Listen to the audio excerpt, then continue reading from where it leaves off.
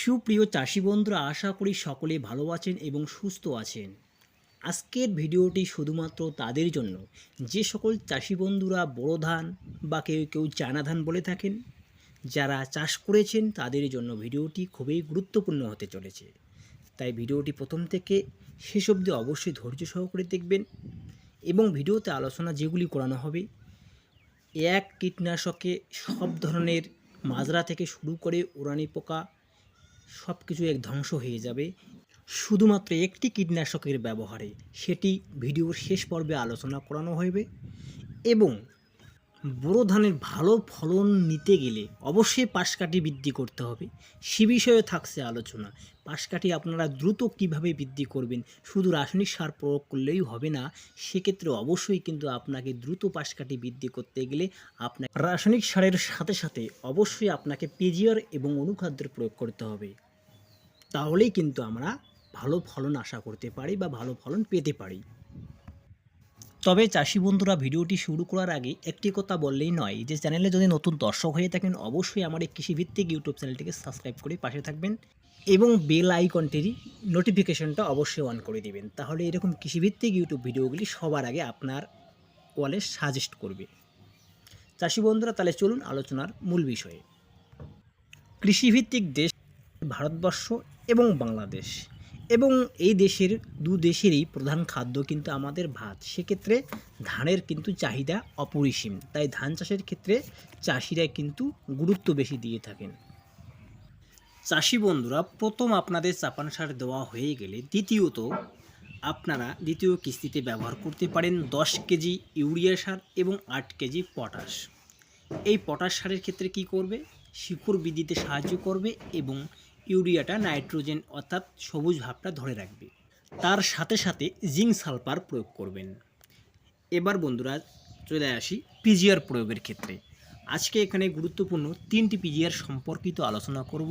এই পিজিআরগুলি প্রয়োগ করলে বুঝতে পারবেন এবং কীভাবে পাশকাঠি বাড়ে এবং ধানের ফসল বৃদ্ধি পায়। প্রথমে যে পিজিআরটি সম্পর্কিত আলোচনা করব এটি হচ্ছে রসায়ন কোম্পানির পৌষক গ্রিন। এই পৌষক গ্রিনে রয়েছে কিন্তু সাইটোকাইনিন। এই সাইটোকাইনিনের কাজ হচ্ছে সেল ডিভিশনে প্রচুর পরিমাণে সাহায্য করে, অর্থাৎ গাছের কোষ বিভাজনে সাহায্য করে, যার ফলে গাছের কিন্তু দ্রুত হারে পাশকাঠি বৃদ্ধি করতে সাহায্য করে, গাছকে বৃদ্ধি করতেও সাহায্য করে, এছাড়াও ব্রাঞ্চের ক্ষেত্রে বৃদ্ধিতেও সাহায্য করে থাকে।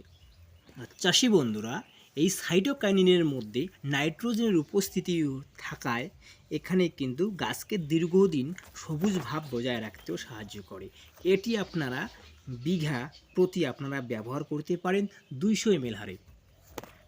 তবে এই পৌষক গ্রিন আপনারা দুইভাবে ব্যবহার করতে পারেন, যেমন ছিটিয়ে ব্যবহার করতে পারেন রাসায়নিক সারের সঙ্গে, এছাড়াও আপনারা স্প্রে আকারেও ব্যবহার করতে পারেন। চাষি বন্ধুরা, এবারে আমি 2 নম্বর যে পিজিআরটির আলোচনা করব এটি হচ্ছে কিন্তু বাংলাদেশ তথা ভারতেও প্রচলিত এবং সুপরিচিত। এর নাম হচ্ছে ফ্লোরা। এটি নাইট্রোবেনজিন 20% ডব্লিউ এর মধ্যে রয়েছে।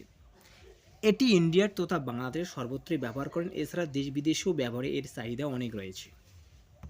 চাষি বন্ধুরা, ধান খেতে এই পিজিআরটি প্রয়োগ করলে একবার যে গাছের দ্রুত শিকড়, কাণ্ড, মূলের ও এছাড়াও পাশকাঠির দ্রুত বৃদ্ধি ঘটায়। এছাড়াও এটি প্রয়োগ করলে গাছের শক্তি ক্ষমতা বেড়ে যায়, যার ফলে রোগ প্রতিরোধ ক্ষমতা গড়ে ওঠে। চাষি বন্ধুরা, এই ফ্লোরা যদি আপনারা ধান চাষের ক্ষেত্রে 40 দিন পর প্রয়োগ করেন, তা সেক্ষেত্রে আপনারা পার লিটার জলে আপনারা 3 মিলি করে ব্যবহার করতে পারেন। এবারে বন্ধুরা, যে দ্বিতীয় 3 নাম্বার যে পিজিআরটি নিয়ে আলোচনা করব এটাও সুপরিচিত। এটার নাম হচ্ছে ইফকো কোম্পানির সাগরিকা। এটি একটি জৈব উপাদান অর্থাৎ সামুদ্রিক শৈবাল নির্যাস থেকে তৈরি। এতে কিন্তু বিভিন্ন ধরনের মাইক্রো নিউট্রন ও খনিজ পদার্থ রয়েছে। সাগরিকা ধান গাছের এটাও কিন্তু মূলের বৃদ্ধি ঘটায়, পাশকাঠির বৃদ্ধি ঘটায়, এছাড়াও কার্যক্ষমতা বৃদ্ধি ঘটায়। এটি প্রতি একরে ব্যবহার করতে পারেন 250 ml করে। এটিরও কাজ কিন্তু দুর্দান্ত রয়েছে, এটি আপনারা চাইলে ব্যবহার করে দেখতে পারেন।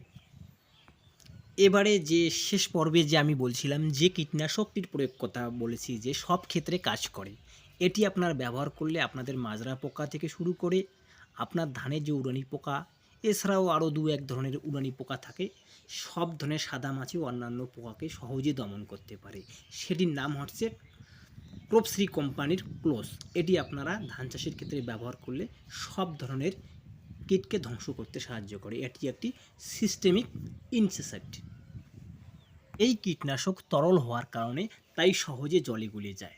এটি আপনারা চাইলে ধানের জমিতে প্রয়োগ করে দেখতে পারেন। এছাড়া লাস্ট আরেকটি কীটনাশকের কথা বলবো, এটি আপনারা প্রয়োগ করতে পারেন, এটি অনেকের পরিচিত, এটি হচ্ছে এনসিপিও। চাষি বন্ধুরা, এই সিনজেন্টা কোম্পানির এনসিপিও কিন্তু বিশেষ প্রচলিত এবং এটির কিন্তু নতুন একটা প্রজন্মের কীটনাশক। তবে এর কাজ কিন্তু দ্রুত করে, সেটা কিন্তু লাভাকে ধ্বংস করে এবং এর যে লেদা পোকা এবং যে ছিদ্রকারী পাতা ছিদ্রকারী পোকার ক্ষেত্রে এই কীটনাশকটি দ্রুত কাজ করে। এটি করে আপনারা ব্যবহার করতে পারেন 120 ml। চাষি বন্ধুরা, এই ছিল আজকের ধান চাষের বিষয়ে আলোচনা। ভিডিওটি কেমন লাগলো? যদি ভিডিওটি ভালো লাগে অবশ্যই একটি লাইক করবেন। একটি লাইক দিতে কোনো খরচ লাগে না, এইটা আশা করি। ভিডিওটি সম্পূর্ণ দেখার জন্য ধন্যবাদ। ভালো থাকুন, সুস্থ থাকুন।